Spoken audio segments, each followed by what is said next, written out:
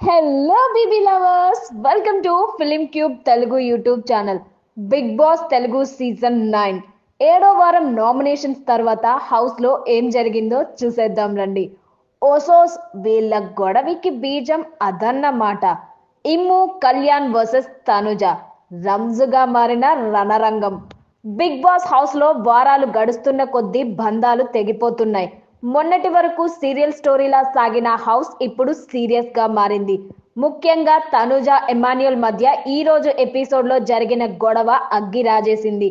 తర్వాత కళ్యాణ్ కూడా తనుజ గురించి కొన్ని విషయాలు మాధురితో పంచుకున్నాడు.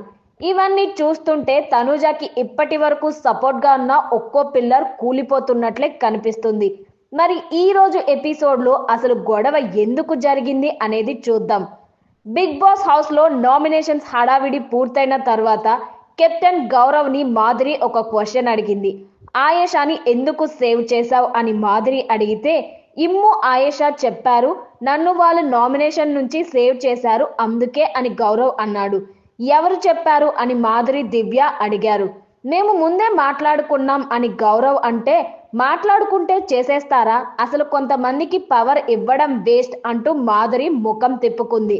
అక్కడ ఎమాన్యుయల్ ఆయేషాని మేము టికెట్స్ అడుగుతున్నప్పుడు ఎక్కడా మీ పేరు లేదు నామినేషన్స్ లో అని దివ్య క్లారిటీ ఇచ్చింది. కానీ నేను మాట ఇచ్చాను అంటూ గౌరవ్ అన్నాడు. అదే చెప్తున్నా, వాళ్ళు దీన్ని యూజ్ చేసుకున్నారు, మా దగ్గర టికెట్ ఉందని నీ చేత సేవ్ చేయించుకున్నారంటూ దివ్య అంది. ఇంతలో తనుజ అక్కడికి రావడంతో, చూసావా ఆయేషాని సేవ్ చేయమని ఇమ్ము చెప్పాడంట అంటూ మాధురి చెప్పింది.